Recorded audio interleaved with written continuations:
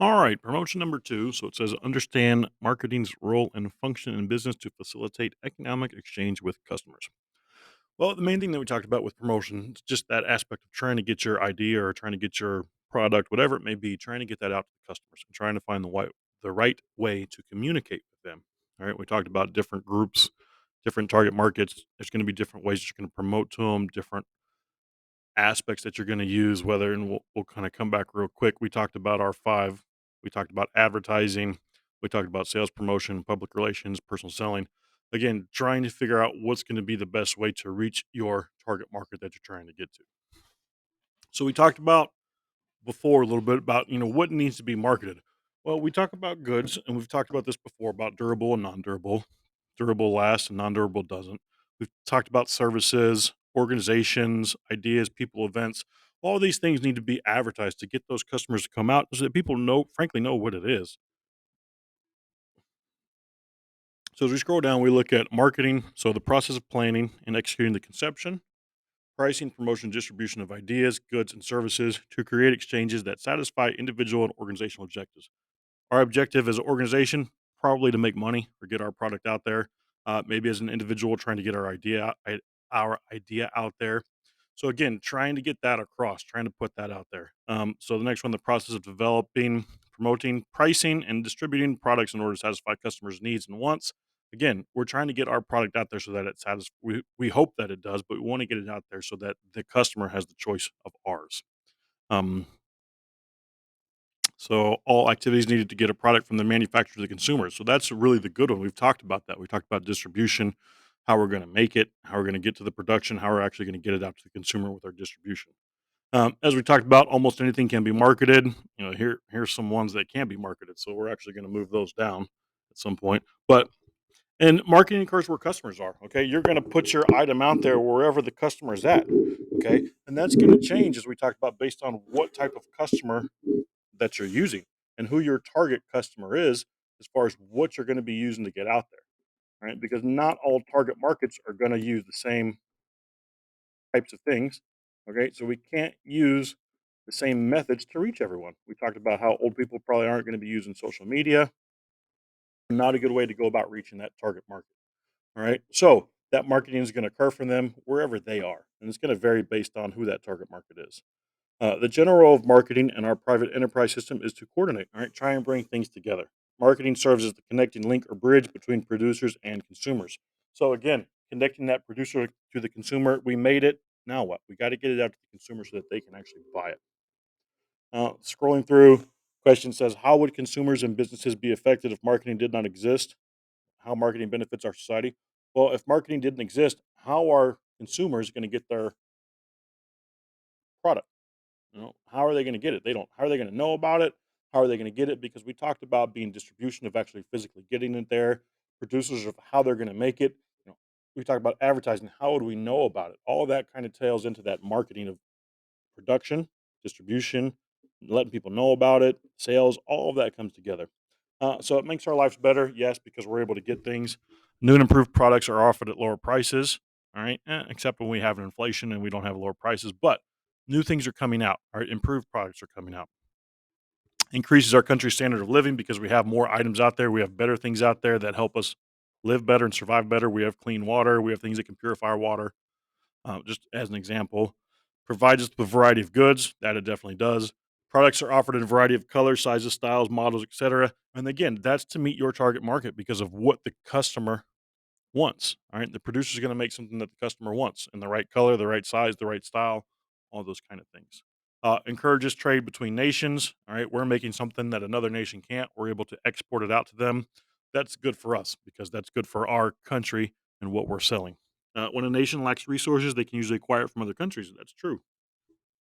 All right. If I don't got it, we can go get it from someone else. So one of the things that we'll talk about is this concept of marketing. So the marketing concept, all right, based on the belief that all business activities should be aimed towards satisfying consumer wants and needs while achieving company goals. And again, we want to satisfy consumer wants and needs because we want them to purchase our product, all right, or take our idea or believe our idea or whatever it may be. We want them, we'll just say on our side, buying our product or believing in our ideology. A business approach that directs all marketing efforts towards satisfying consumer wants and needs. Right? We can take that one off because that's the same thing. But repetition is sometimes good. Right? We look at things, customer orientation, trying to do it their way, finding out what customers want and producing those products the way they want them. And that's the big thing with your target market of giving them what they want. In theory, if you give them what they want, they should be buying that product from you and not from someone else. We can look at company commitment of trying to do things better, make price the product better than the competition's model. That's the big part of it. We want to beat out our competition. We want to make something that's better than them, right? And we're probably going to try and price it better than them. And again, that goes back to what your where you're trying to be in position. We talked about positioning. Do you want to be the leader? Do you want to just be, in the mix, or do you want to be the bottom of the barrel? So those kind of float together with all that. Putting money to research and development so your product stays number one. Again, if that's your company's goal to be number one, you're going to have to put some money in there to make sure you're staying on top of things. If your goal is to do it with success, maintain your firm's purpose while you apply the marketing concept, increase profits, be more socially responsible, increase market share, all those things that we look about, trying to be successful. Increasing profits, yeah, that should usually equate to success. More socially responsible, people are liking us, we should be more successful. We have increase our market share, that's related to our positioning. We're being successful, right? And that's what we're looking for. And we've talked about before, the big thing is putting the right product in the right place at the right time and at the right price, right? That comes down to a lot of different ways of trying to get there with planning. You have to make sure your plans are effective so that all of this can occur, so that you can do all those things and you can achieve the right product, the right place, the right time, and the right price. We talk about pricing, balance what a customer is willing to pay with what a business wants to charge. Making profits is number one goal. Yes, for most organizations it is. There are some nonprofits that, they're not looking for a profit, but still they're trying to put that best item out there that they possibly can. And we talked about what a business wants to charge. Big thing on that is cost of goods. We have to make sure that we're selling something for more than it costs to make it, or else we're not making any money. We talk about promoting, capturing the customer's attention, and generate demand. They have to know about it. All right. When we want demand, we want them to be wanting our item. We get this through advertising, all right, personal selling, publicity, and sales promotion. We talked about that being that marketing mix, all right, those different ways that we're going to put our item out there. We talked about place before when we were talking about distribution. Make sure the product is available at locations where customers can acquire them. Nowadays, that's both online and off in a retail store or in a brick and mortar building. Right? When we look at marketing, we have some functions. We've talked about some of these before. Some of these are just kind of follow up. But our channel management and distribution, that's our place that we talked about. Where are we going to put our product? How are we going to get it out there? All right. Making decisions about where to sell the product and how it gets there.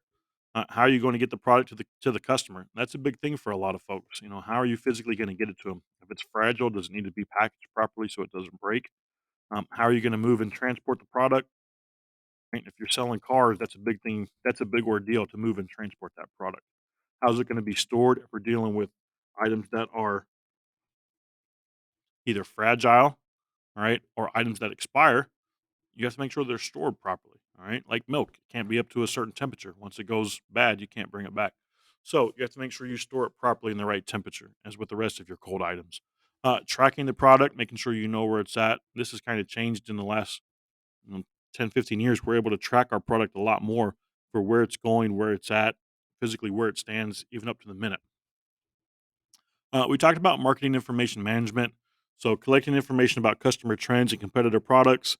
We use this to determine our demographics, buying habits, and attitude. So, we have to have this information that we can make these decisions. All of our decisions are going to be based on stats and information, right? We're not just going to guess and say, hey, we think this is going to work. All right. Again, when we talk about some place like Nike who's dealing with numbers in the billions, they're not making guesses. They're using numbers to back everything up and make sure that this is exactly what they want to do. And they have a pretty good idea that it's going to work. Right. They're not just saying, hey, we'll see what happens here and we'll take a chance. We talk about pricing. So the process of establishing and communicating to customers the value of cost of goods and services.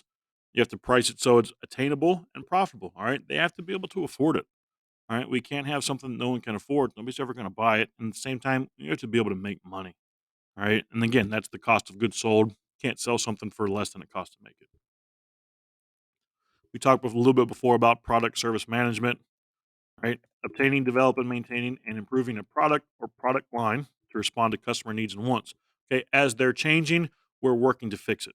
All right, they have different needs. We're going to address those. We're going to update our product so that it fits their needs, so we can fulfill their needs and demands. All right, promotion. Again, that's that communication to inform, persuade, or remind people about a business's products. We talked about inform, persuade, and remind. Selling, any direct, that's personal communication with customers to assess and satisfy their needs and wants is considered selling. So that's the big aspect. We can make it, but we have to be able to sell it at the end of the day. All right. And the last few things to follow up with, can't forget to advertise, even if you have a great product. All right. Always advertise so that people know about it. Maybe we'll find new people that we can attract. Can't forget to have a sufficient supply of those great products in stock. All right. And you have to have it on the shelves and in stores and available, or else people aren't going to be able to buy it. And that can turn people away when they go to buy something if it's not available. Maybe we'll get the competition, and we're losing money there. So we have to make sure that our items are available. Set prices that are competitive and attract customers. All right, and that kind of comes back to your your company and how you set things up. If you're going to be the leader, you know, be competitive. Set prices that are competitive and attract customers. If you're saying that we're the most expensive one out there, you're gonna have the highest price, right? You're gonna attract different clientele and different customers because they can afford it. If you're saying we're just gonna stay in the mix and we'll be the bottom of the barrel and the cheap one, all right, your price is gonna attract different kind of customers. But at the end of the day, you're attracting the customers, and that's what we're looking for, right? And we got to be competitive, all right? If everyone else says $5, you can't put yours at $100. You're not going to be competitive. No one's going to buy yours. Right? There's no validation for buying that. Otherwise, and all of these things come together. Otherwise, your competitors will have an advantage, and that's what we're looking for, so that we have an advantage over our competitors.